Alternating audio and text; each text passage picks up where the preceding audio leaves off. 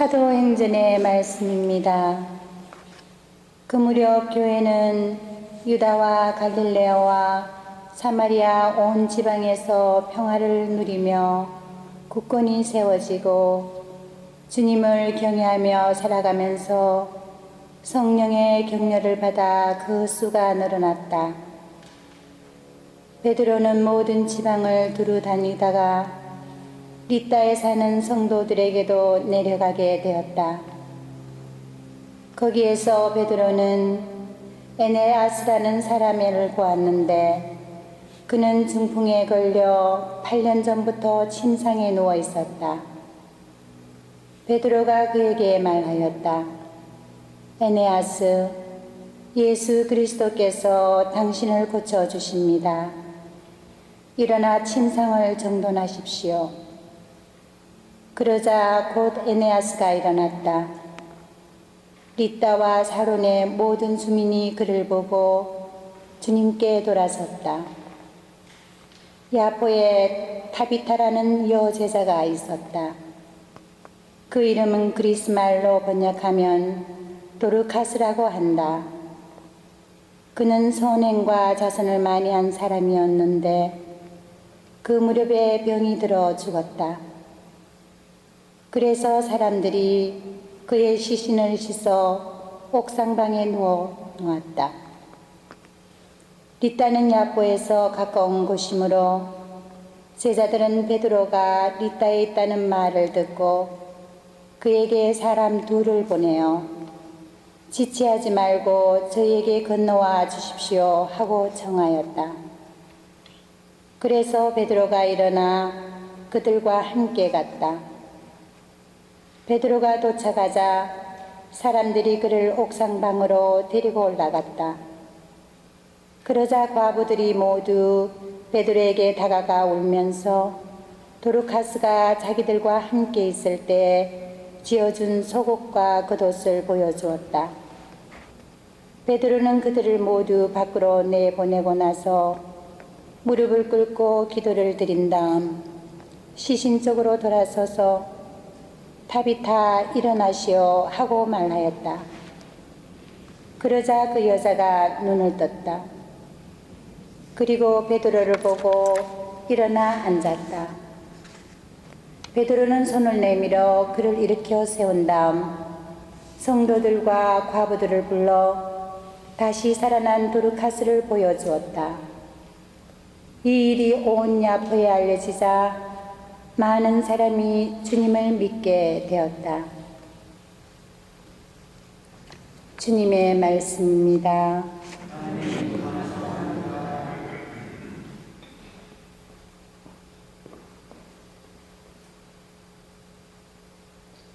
내게 베푸신 모든 은혜 무엇으로 주님께 갚으리요? 내게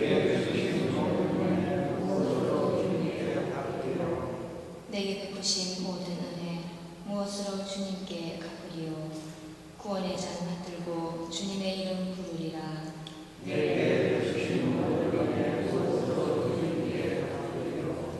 모든 백성이 보는 앞에서 주님께 나의 성원 채우리라. 주님께 성실한 이들의 죽음이 죽음 눈에는 참으로 소중하네.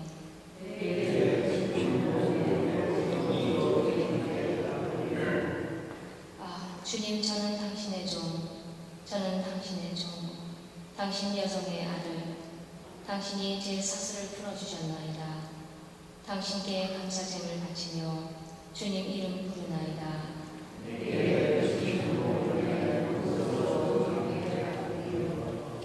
할렐루야. 주님, 당신 말씀은 영이며 생명이시옵니다. 당신께는 영원한 생명의 말씀이 있나이다.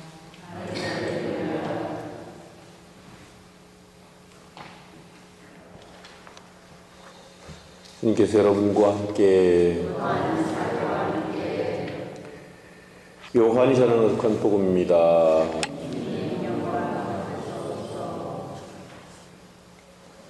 그때 예수님의 제자들 가운데 많은 사람이 말하였다. 이 말씀은 듣기가 너무 거북하다. 누가 들을 듣고 있을 수 있겠는가?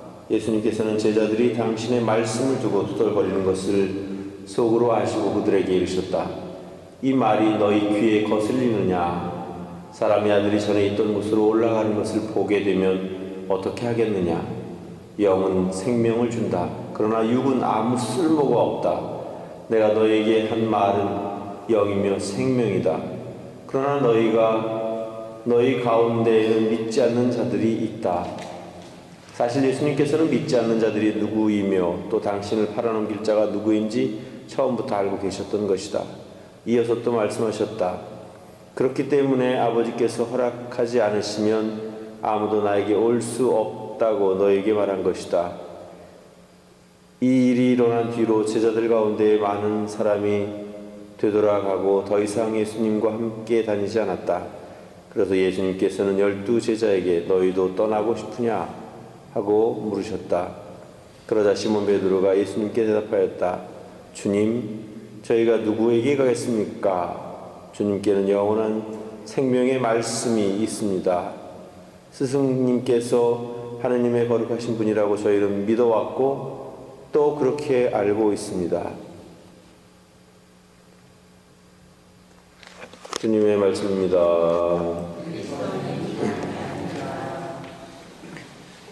예수님께서 당신이 살아있는 하늘에서 내려온 빵이고 영원한 생명을 주는 음식이라고, 이걸 내 살과 내 피를 먹고 마시지 않으면 영원한 생명을 얻을 수 없다, 그런 이야기를 들려주자 제자들 중에 몇몇 일부들의 반응은 거북하다, 듣기가 거북하다, 어떻게 이런 이야기를 우리가 들을 수 있겠는가, 그런 반응을 보이면서 예수님을 떠나갔다고 그렇게 전하고 있습니다.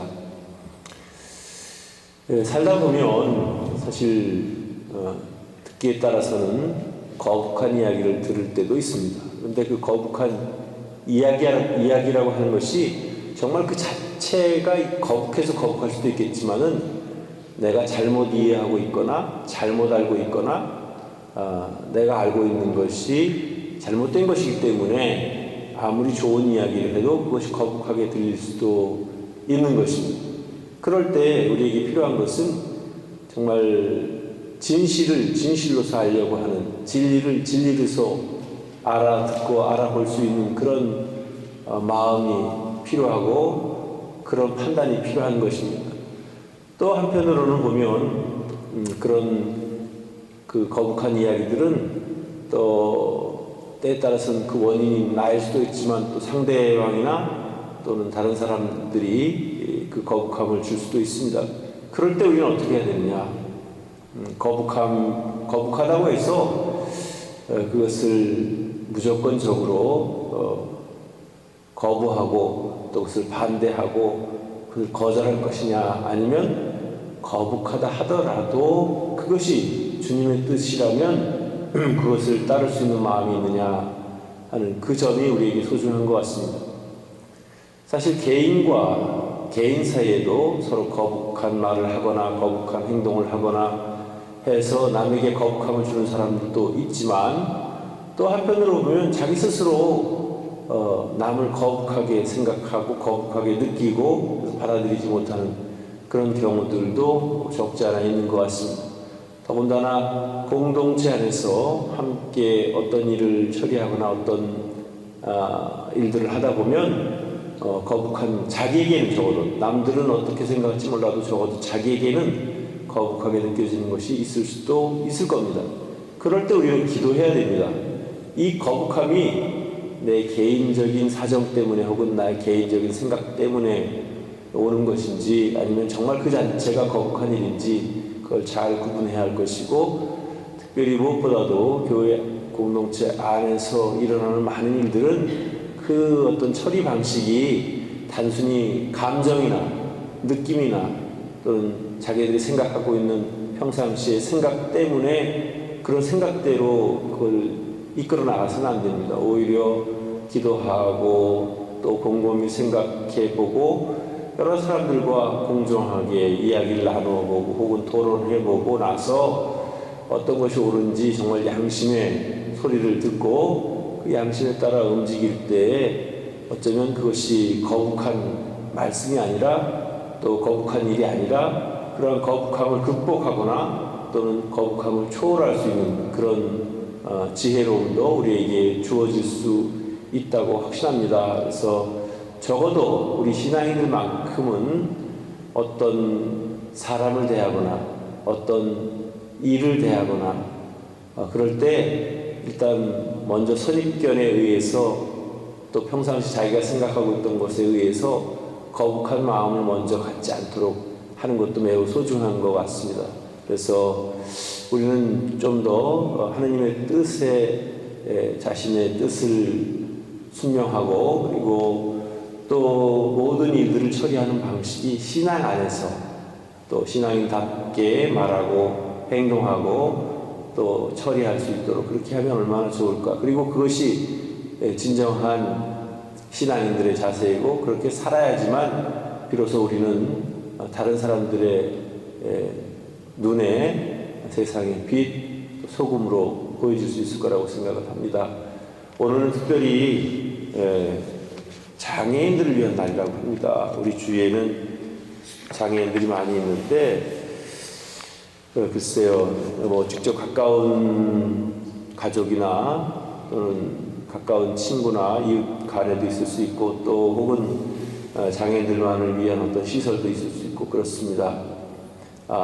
우리가 나름대로 뭐 100% 만족할 수는 없지만 그래도 우리가 하루하루 건강하게 잘 살 수 있는 것도 하나님께 감사할 수 있는 일이고 또 그러한 감사의 마음으로 우리가 늘 장애인들을 위해서 기도하고 또 능력 닿는 대로 그들에 대한 관심과 그들에게 지원할 수 있는 조금의 정성이 있으면 더욱더 좋겠다 그런 생각을 합니다. 그리고 어떻게 보면 한국에서도 보면은 장애인들에 대한 그 선입견과 잘못된 인식 때문에 장애인들이 오히려 자기의 장애 때문에 겪는 그런 고통과 어려움보다는 남들의 시선과 냉대 때문에 겪게 되는 그런 시련과 아픔이 더 많다고 합니다.